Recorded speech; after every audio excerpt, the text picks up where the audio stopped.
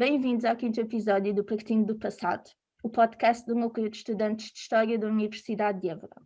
Hoje temos connosco André Madruga Coelho, licenciado em História e Arqueologia, com mestrado de História do Mediterrâneo Islâmico e Medieval, ambos pela Universidade de Évora, sendo atualmente membro do Centro Interdisciplinar de História, Culturas e Sociedades, CIDEUS, e bolseiro de doutoramento FCT com o projeto O Processo de Senhorialização do Sul de Portugal no século XV, o caso do Alentejo. No último evento do NEV, as quartas jornadas de História, Arqueologia e Património Cultural, o André chamou-nos a atenção para o facto de que o conhecimento de como preparar e divulgar um projeto científico não ser do conhecimento dos alunos. E nós achamos, olha que boa ideia, que tema apropriado para o nosso podcast. André? Olá a todos. Antes de mais, obviamente, agradeço o convite para participar no podcast e dou-vos os parabéns pela iniciativa do podcast. Têm sido episódios bastante interessantes e deixo-vos ainda o incentivo para que saiam do universo de Évora com o podcast e que entrevistem também pessoas de fora. Aproveitem, já que temos que estar todos online e é fácil contactar qualquer pessoa, para expandirem um bocadinho. Foi outra coisa que eu também insisti muito na sessão das jornadas, que saiam, vão para lá de Évora. Eu devo confessar que não sou um perito na preparação de projetos, já tive que preparar tanto o projeto de mestrado como de doutoramento, já tive que apresentar o projeto de doutoramento, porque no PUDIST nós temos, no final do primeiro ano letivo, temos uma apresentação pública do projeto que é analisado e comentado por professores e investigadores, e também já colaborei na preparação da candidatura de projetos de investigação para financiamento da FCT. E apesar de não ser perito na preparação deste tipo de documentos, na verdade existem questões gerais e noções gerais que todos nós sabemos e todos nós temos noção que temos que cumprir quando preparamos o projeto. Daí que também saúdo a vossa iniciativa e interesse em saber. Façam perguntas, que eu vou respondendo. Lá está, isto é uma conversa e é sempre mais dinâmico assim, se for pergunta-resposta. Atirem. Olha, eu vou começar com uma pergunta super geral, mas eu acho que é logo a primeira coisa que nos passa pela cabeça, que é: quais são as diversas fases de preparação de um projeto e como é que se formula a ideia? Ou seja, como é que isto surge? Sim, obviamente há sempre um trabalho prévio antes de vocês começarem a preparar o projeto. A ideia não surge do nada. Como qualquer processo científico, na minha opinião, o projeto tem que surgir da dúvida. Tem que surgir de uma questão que vocês colocam. Se vocês identificam um tema que tem sido pouco trabalhado pela historiografia, centrando agora na área da história, que é aquela que nós trabalhamos, se vocês identificam um tema que tem sido pouco estudado, se percebem que existem temas que podem ser associados e isso também não tem sido feito, ou seja, tem que partir da vossa dúvida e de uma questão que vocês colocam e querem ver respondida. Porque quando nós fazemos alguns trabalhos, principalmente a nível da licenciatura, por vezes há a tentação de partir da fonte para estruturar o trabalho. Temos um documento ou um conjunto de documentos que queremos analisar, sabemos que aquilo vai corresponder às expectativas que nos é exigida numa determinada cadeira ou num determinado seminário e estruturamos o trabalho a partir daí. Um projeto é diferente, porque subentende a presolução e a tentativa de comprovação de uma hipótese, ou de várias hipóteses, portanto tem que partir de uma dúvida que vocês tenham de um questionário que vocês coloquem. Portanto, existem sempre leituras prévias, antes de tudo a identificação do tema, leituras prévias, discussões com outros colegas, professores, orientadores, o que seja, que vos possam indicar os possíveis caminhos a construir, identificar qual é o objetivo daquele projeto, porque é que vocês estão a fazer o projeto, isso também condiciona a forma como fazem o projeto. Uma coisa muito diferente é, por exemplo, o projeto que vocês têm que submeter no início do segundo ano letivo de mestrado, que aquilo vai ser avaliado. Quando vocês submetem o projeto de dissertação de mestrado, aquilo é avaliado pelo Conselho Científico da escola, que dá aprovação positiva ou negativa.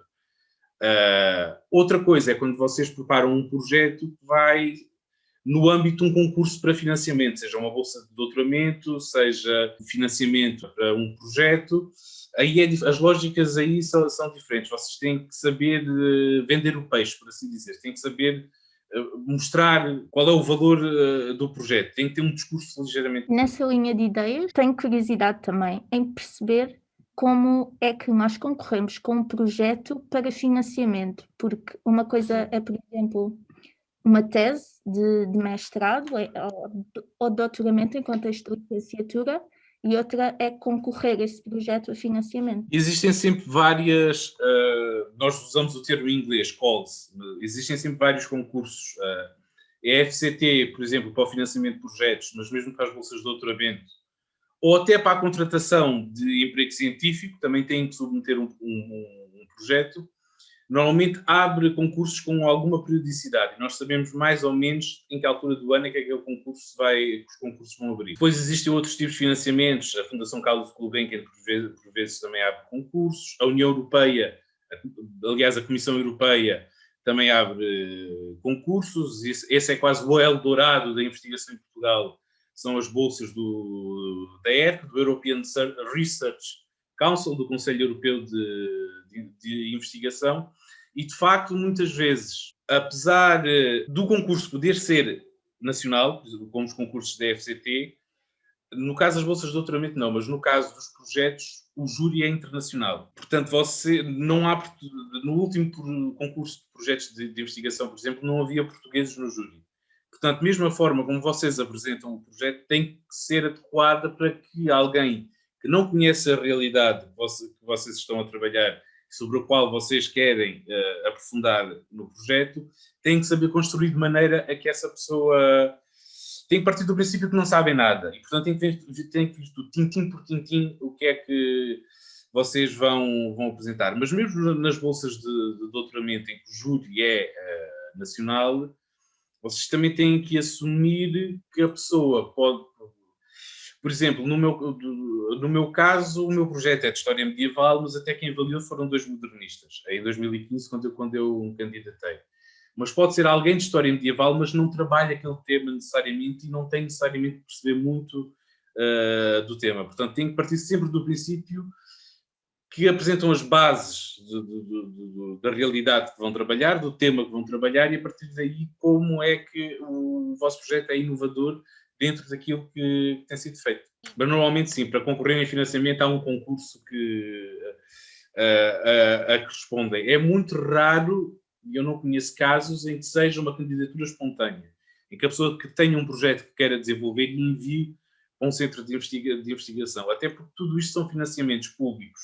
Mas mesmo no caso em que são financiamentos privados, tudo aquilo responde a um conjunto de normas. Portanto, normalmente a atribuição de um financiamento corresponde a um concurso para essa atribuição, e exige que se tenha que estar sempre atento para ver quando é que abre concursos, sendo que os concursos, e esse é um problema que nós temos com a FCT, muitas vezes os critérios mudam de ano para ano.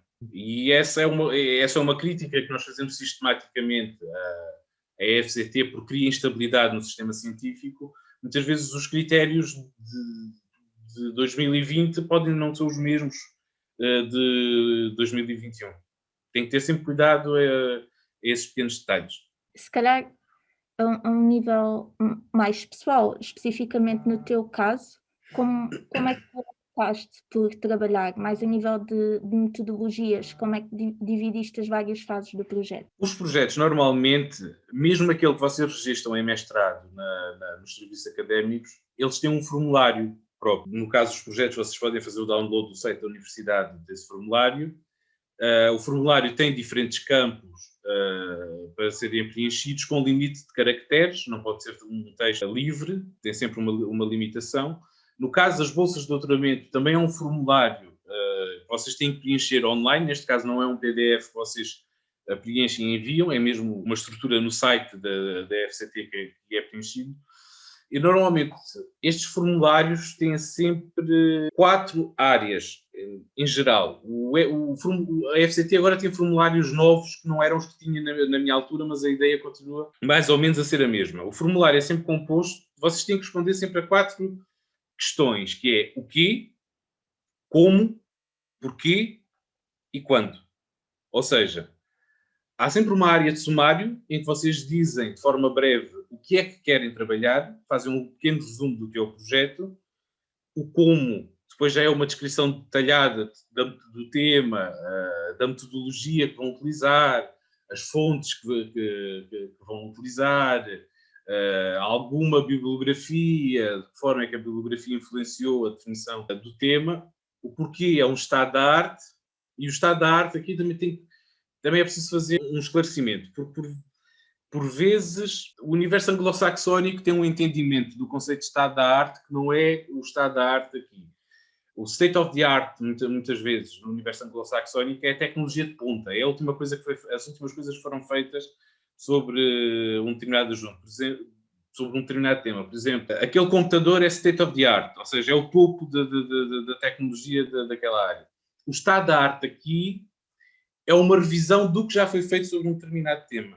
E uma revisão que se pretende crítica. Na lógica de vocês com o projeto, estarem a tentar vender o vosso produto, vender o vosso peixe, o responder ao porquê, vocês têm que fazer uma revisão crítica do estado da arte, do conhecimento acumulado sobre um determinado tema, demonstrando o que é que a vossa proposta traz de inovador dentro daquele tema. O quando é a parte mais chata dos projetos, a parte que provavelmente deve ser mais vezes incumprida, que é o cronograma. É a calendarização do plano de trabalho. Entanto, deste mês àquele mês eu vou fazer recolha bibliográfica, do outro mês ao outro mês vou fazer trabalho de arquivo, do outro mês ao outro mês vou escrever.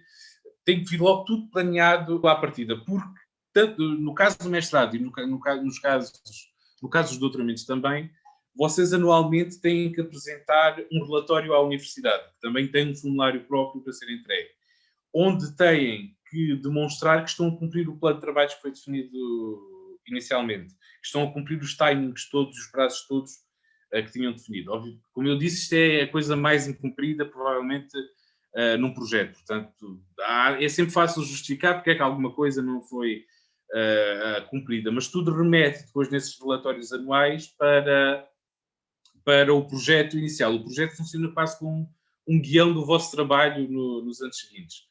Sendo que o financiamento de projetos ainda tem uma outra componente, essa aí verdadeiramente chata, que eu confesso que nunca tive que lidar pessoalmente, que é o planeamento do orçamento. O que é que as determinadas rúbricas e no que é que o dinheiro vai ser gasto? Aquisição de material, recursos humanos, missões, que é as deslocações a congressos e coisas do género, mas isso é algo que vocês ainda não se têm que preocupar. Em mestrado e em doutoramento, ainda é só, de facto, o que é que vocês querem trabalhar ainda sem estas questões de dinheiros.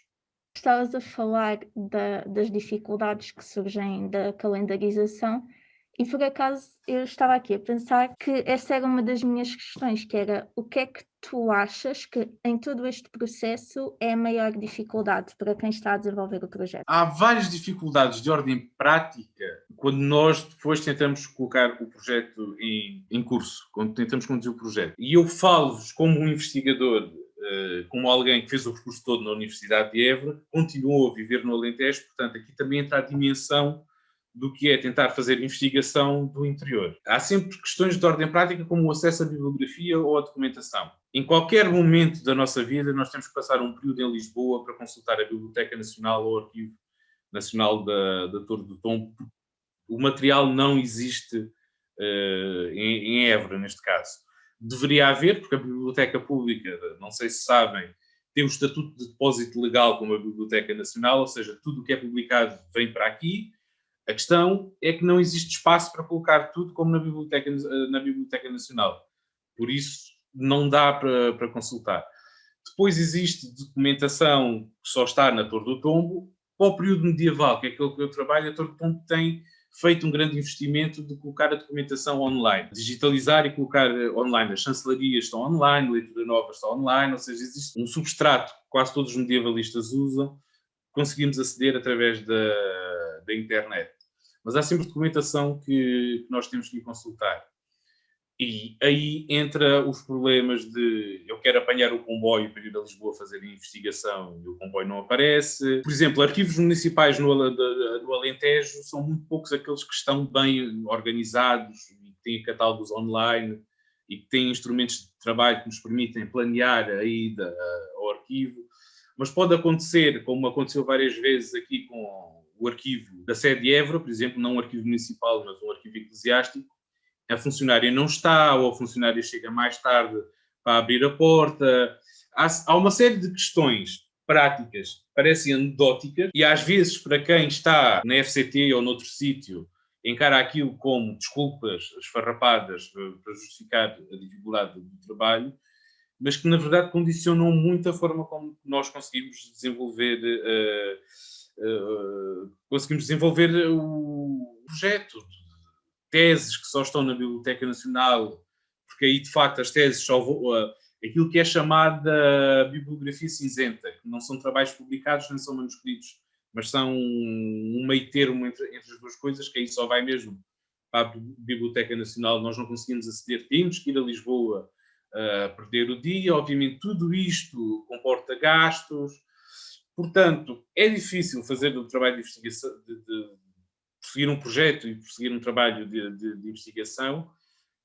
Para quem não está nos centros, ainda mais difícil é, apesar de, na minha opinião, e nem todos têm que ser sujeitar a isso, nós não nos devemos conformar e simplesmente seguir as coisas. Nós devemos exigir os nossos direitos de acesso. Eu, por exemplo, dou-vos um exemplo. Saiu uma lei há cerca de 2 anos em que permite fazer fotografias nas bibliotecas e arquivos públicos.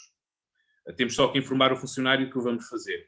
E da primeira vez que eu tentei fazer isso na Torre do Tombo, aquilo estava previsto para a documentação física, para a consulta de documentos, só que eu consultei, na maior parte, microfilmes, que são pequenas células que depois têm que ser colocadas numa máquina para conseguirmos ver. Aquilo estava microfilmado. E eu coloquei a questão de poder tirar a fotografia ao microfilme. Aquilo fez um curto-circuito qualquer na cabeça das pessoas.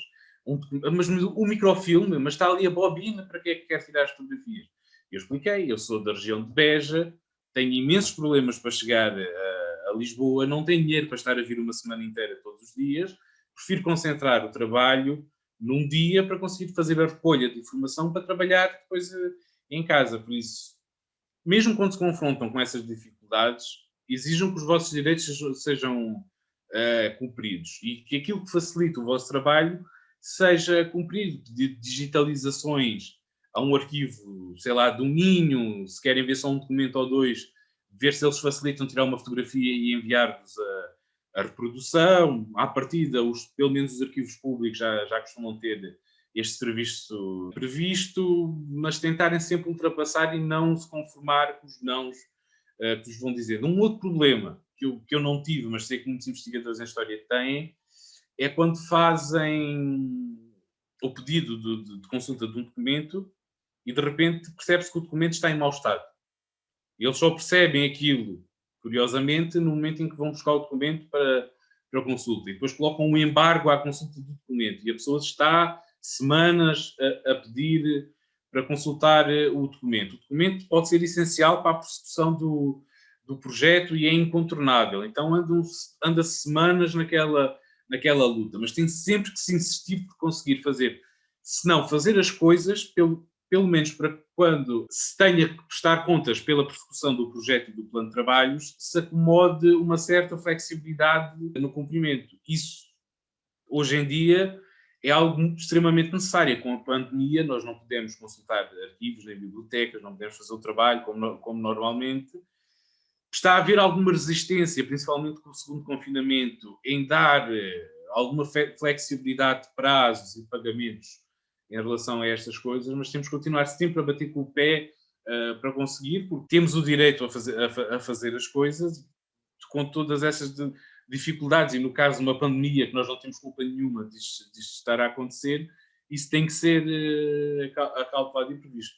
Mas o meu ponto é que não se conformem e não se deixem, não percam vontade quando enfrentam estas dificuldades, mas continuem a bater para conseguir fazer as coisas. Olha, antes de mais, obrigada, porque eu sou de segundo ano de licenciatura e vou ter a minha primeira experiência de arquivo em breve. E eu não fazia ideia que nós tínhamos permissão legalmente para tirar fotografias a um documento.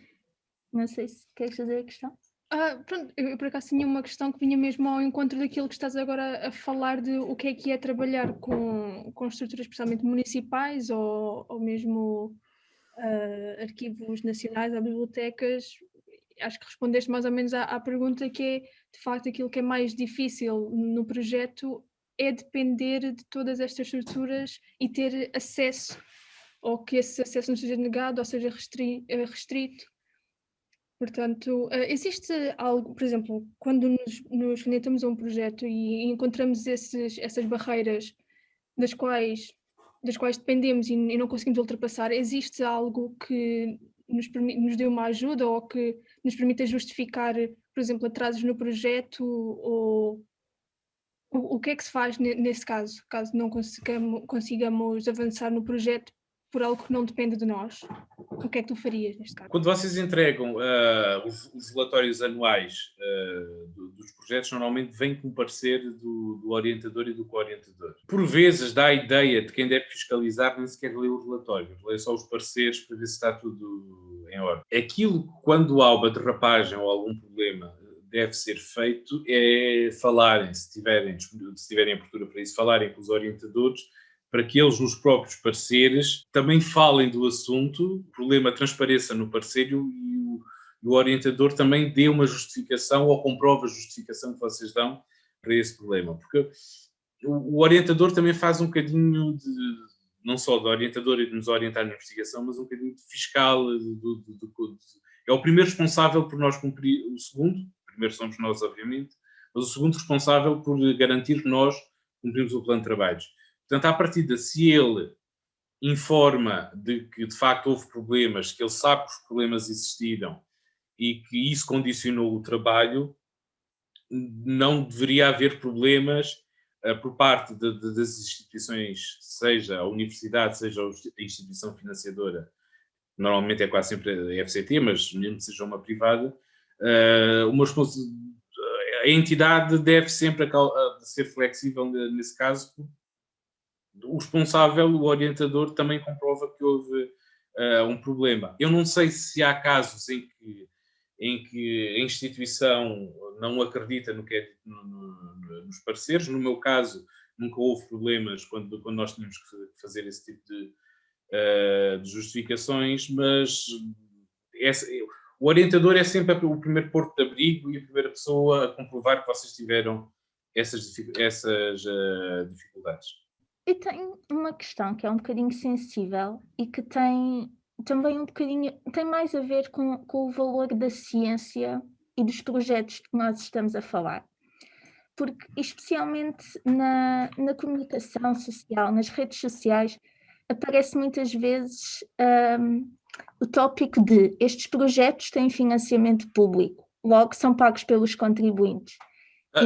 Nós, aliás, desculpa só fazer um parênteses, nós, aliás, quando temos uma bolsa de doutoramento ou uma bolsa num projeto, ou estamos a trabalhar num projeto, tudo o que nós produzimos, tudo o que nós publicamos, tem que ter lá os logótipos todos das instituições e sempre a nota. Este trabalho foi patrocinado por tal. A minha questão era mesmo como é que tu justificarias qual é o valor da história, qual é o valor do investigador? Porque é que vale a pena? E porque é que vale a pena investirmos, enquanto contribuintes, o nosso dinheiro na ciência e na investigação? Isso lá está. Vocês ainda se lembram? Devo ter contado que isso foi a pergunta que o júri da entrevista da minha bolsa de doutoramento me fez e que me usaram um bocadinho. Aqui também devo dizer uma coisa, porque vocês tiveram a sessão sobre currículos e entrevistas científicas. Quando vocês concorrem à bolsa de doutoramento da FCT, não há entrevista. Aquilo é todo um processo automático. Eu acho que só quando há uma reclamação do resultado final é que há um período de audiência prévia que pode envolver uma entrevista, mas também não tenho a certeza. É tudo muito impessoal, o processo de bolsas de doutoramento FCT. Aliás, devo dizer, ainda antes de responder a isso, que eu não tive bolsa de doutoramento FCT por um detalhe da avaliação que eu também acho importante deixar-vos aqui e chamar a atenção para esses problemas. Eu tive que apresentar o cronograma do plano de trabalhos. E a bolsa foi recusada são 2 avaliadores, normalmente, na FCT. A bolsa foi recusada porque o primeiro elemento de contestação foi que o projeto era demasiado ambicioso para ser feito só por uma pessoa. Devia ser uma equipa a fazer o projeto. A seguir, eles diziam que o plano de trabalhos era concretizável. As duas coisas eram contraditórias, contradiziam-se a si próprias. Esse é outro aspecto, quando vocês concorrem a alguma coisa, que é o aspecto menos bonito e mais nebuloso e menos claro, é que por vezes há uma dimensão muito subjetiva na avaliação dos projetos. E isso é algo que nós não conseguimos controlar, obviamente. Nós temos que dar o nosso melhor para fazer o projeto, mas que temos que ter em conta que, infelizmente, as coisas não são tão automáticas como poderiam, ou deveriam ser, ou tão justas como podiam, e como deveriam ser. E também, mais uma vez, para vos dizer que quando isso acontece e quando percebem que isso acontece, como foi no meu caso, eu até consegui ver, na altura dava ainda para ver quem é que tinha avaliado os projetos, quando eu percebi que isso tinha acontecido, não desistirem, porque a bolsa foi-me recusada na FCT, mas eu concorri à bolsa de doutoramento do próprio programa de doutoramento onde eu me ia inscrever. Na altura, os programas tinham bolsas anexas, atualmente são os centros de investigação que têm bolsas. Por exemplo, no caso do centro que eu faço parte, do CIDEUS, todos os anos abre um conjunto de bolsas de doutoramento que, para quem esteja matriculado em doutoramentos da Universidade de Évora ou em doutoramentos que tenham alguma coisa a ver com o centro. Portanto, além do concurso da FCT, ainda há estes concursos mais locais, por assim dizer, mais ligados com as próprias instituições. Agora, a questão do valor social da história, na verdade, é isso que está em causa e essa é a grande dúvida que nós todos carregamos, e inclusive eu, ainda hoje, quando estou a escrever a tese, é uma dúvida que me coloco. Deve ser das perguntas mais demolidoras que nós nos colocamos a nós próprios. É o para que é que isto serve, quem é que vai ler isto e a quem é que isto vai interessar. É uma dúvida para quem tenha...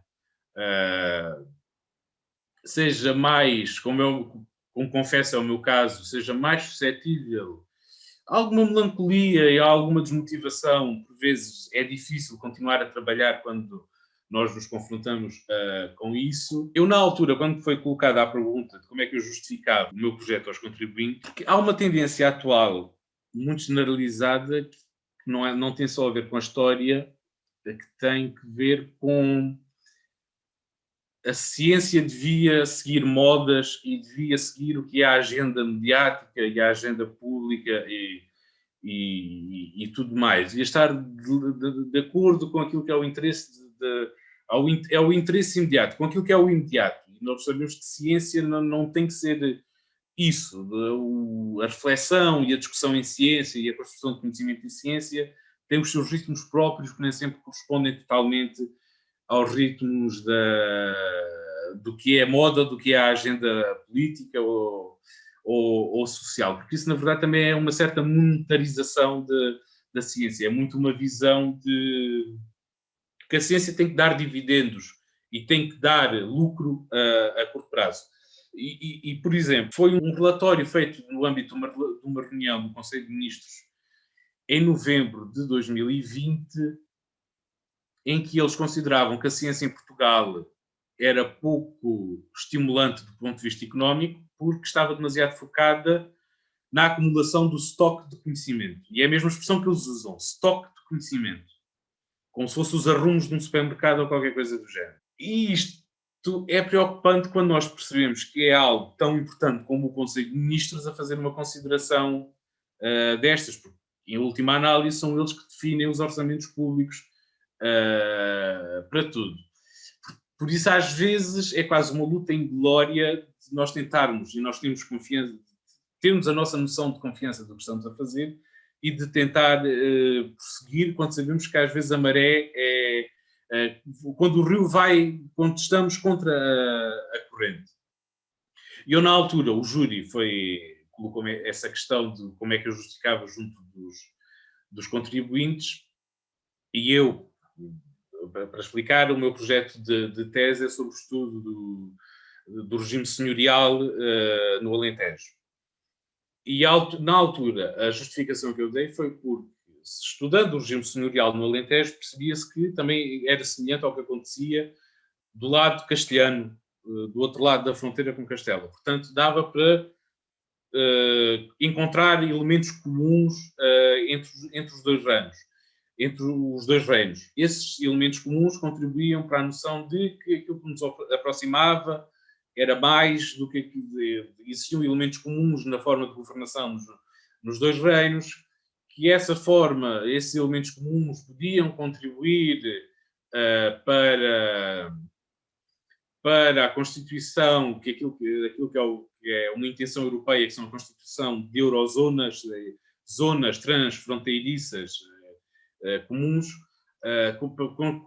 contribuir para a construção dessas eurozonas, etc. Por aí. Ou seja, eu tentei jogar com aquilo que é a própria agenda. E isso também, quando vocês estão confrontados com este tipo de chamada de atenção, e que vai acontecer muito, há muita gente que vos vai perguntar, mas serve para quê? Ou uma derivação desta questão. Se vocês não tiverem para se chatear, podem jogar com a agenda. Tem a ver com a capacidade argumentativa da pessoa no momento. Jogar com a própria agenda, com a própria moda, com o que vier do que estiver em voga na altura. Mas, na verdade, o conhecimento de história, e se vocês forem ver, o debate em história tem ocupado muito espaço da opinião pública ultimamente.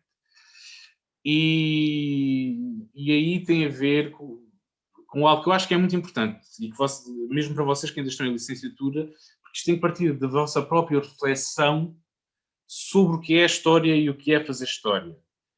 Vocês próprios têm que refletir sobre o que é que fazem, têm que ter essa noção para vocês próprios. Não acho que seja muito saudável, sim, só porque sim. Obviamente, de certeza que vocês próprios têm justificações de porque é que estudam alguma coisa. Para mim, e esta resposta é sempre pessoal, da importância de estudar a história, para mim, eu não tenho uma perspectiva memorialista nem comemorativa de história. Eu não estudo história pela glória do passado e para apontar a glória do passado. Eu até costumo dizer, e se alguém que depois ouvir o podcast achar que isto é um completo disparate, pode ir às redes sociais dizer mal de mim, mas eu normalmente até me costumo ver mais como um sociólogo, cuja diferença é que eu trabalho uma cronologia adequada. Mas é alguém que trabalha a organização em sociedade, e neste caso concreto, a organização e a legitimação do poder numa sociedade passada. Por exemplo, o estudo do senhorialismo partiu de um estudo que eu tinha feito previamente sobre elites urbanas. E o estudo desse tema no final da Idade Média, estudar elites para mim também correspondia àquilo que é uma preocupação minha do presente, que é a forma como as sociedades legitimam as desigualdades sociais. Porque mesmo hoje existem discursos que legitimam as desigualdades sociais. E aquilo que eu queria perceber era como é que no passado esses discursos e esses mecanismos de reprodução social e de permanência das desigualdades, sendo que, na verdade, muitas vezes, de forma encoberta, existem casos de vulnerabilidade e de ascensão social, como é que esses mecanismos funcionavam? E aquilo que depois acabava por concluir é que, apesar de eu estar a estudar o século XV, existiam elementos de continuidade até aos dias de hoje. Eu, por exemplo, conto várias vezes isto, quando eu estava na fase final de escrita da dissertação, foi na altura em que o Banco do Espírito Santo foi à falência. E eu estava a escrever a dissertação e estava a ouvir o Ricardo Salgado na comissão parlamentar de inquérito. E o que ele estava a dizer naquele momento sobre a importância da família na gestão do negócio, a importância do bom nome da família, a importância do estatuto da família para a credibilidade do banco, tudo isso podia ser o discurso de alguém do século XV sobre o qual ele estava a escrever na dissertação.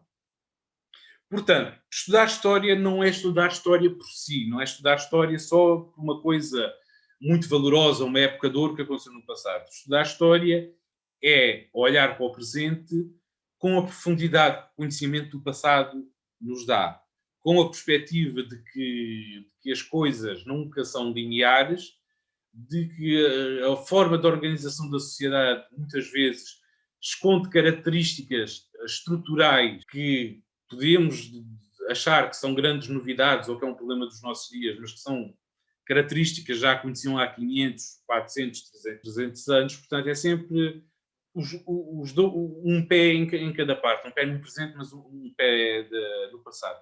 Isso não significa cometer anacronismos, não significa estudar o passado com conceitos ou valores do presente.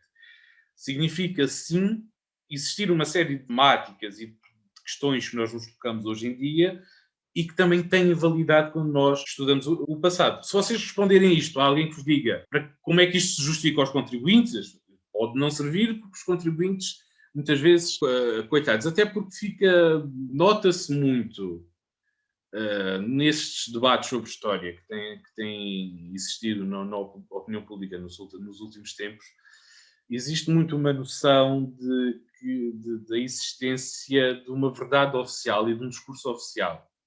E que a verdade histórica, temos que nos lembrar da verdade histórica. Essa não é a verdade histórica.